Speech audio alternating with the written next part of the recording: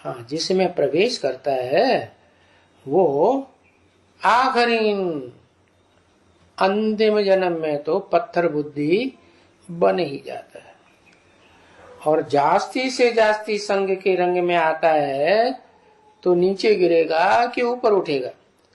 जब तक मनसा पूरी कंट्रोल न हो तब तक ऊंचे बुढ़ने उठने का तो सवाल ही। जब मनसा से ऐसे कर्म करे कि मनसा इतनी एकाग्र हो जाए, वाइब्रेशन को कंट्रोल करने लगे मन बुद्धि, तो फिर वशीकरण मंत्र की पावर आ जाती है। बैठे बैठाए किसी भी आत्मा को कंसंट्रेट करके उसको वश में करके कोई भी काम करा सकते। तो उसका यादगार है ये सोमनाथ का मंदिर, वो भी शिव का मंदिर है। क्या क्या कहते हैं, शिवलिंग। बाकी शिव को क्या लिंग और कान और नाक होते हैं क्या? नहीं, वो तो निराकार है। तो जिसमें प्रवेश करते हैं उसको आप समान बना के जाते हैं। तो इसीलिए तो मुसलमान लोग कहते हैं कि आदम को खुदा मत कहो, आदम खुदा नहीं। आदम खुदा से जुदा भी नहीं होता है। जब तक खुदा इस सृष्टि पर रहता है वो मन बुद्धि से ऐसी प्रैक्टिस करता है कि सदा साथ में अनुभव करता है। तो मंदिर वास्तव में शिव का गाया जाता है, और शिव के मंदिर में वो शिवलिंग जो रखा हुआ है उसकी यादगार सारी दुनिया में है। वो जिसमें प्रवेश करता है वो नग्न मूर्तियां भी, साकार मूर्तियां भी सारी दुनिया में खुदाइयों में मिली हैं, सबसे जास्ती मिली है। तो कोई दूसरे का तो मंदिर नहीं है। इतनी जास्ती तादाद में सारी दुनिया में यादगार नहीं है। भले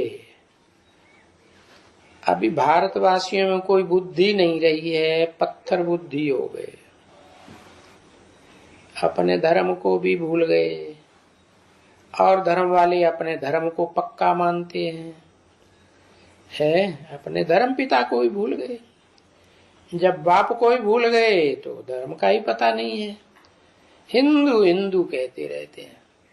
अरे हिंदू तो हिंदुस्तान का नाम है ना, कोई देश के नाम पर थोड़े ही धर्म पिता का नाम होता है और धर्म का नाम होता है। धर्म पिता के नाम पर धर्म का नाम होता है। भारतवासियों में तो कोई बुद्धि नहीं रही।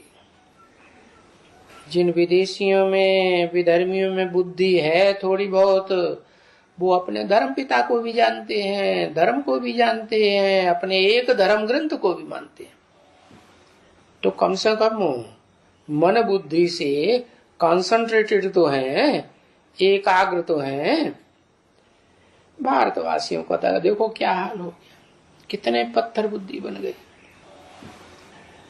तो उनको ये पता ही नहीं पड़ता है कि ये शिव कौन है, सोमनाथ कौन है। क्या? क्योंकि सोम तो चंद्रमा को कहा जाता है। सोमनाथ का मतलब ये है चंद्रमा को नाथने वाला। तो चंद्रमा को ही नाथने का यादगार क्यों है? जो सतो प्रधान शिव का मंदिर द्वापर के आदि में बनाया भक्ति मार्ग की शुरुआत में, तो उसका कारण ये है कि वो चंद्रमा ही वास्तव में मन की यादगार है। क्या? चंद्रमा जो है ना स्थूल, ऐसे स्थूल चंद्रमा, वैसे वो सूक्ष्म चैतन्य चंद्रमा। वो सूरज चांद सितारे तो जड़ यादगार हैं, आसमान के जड़ सितारे।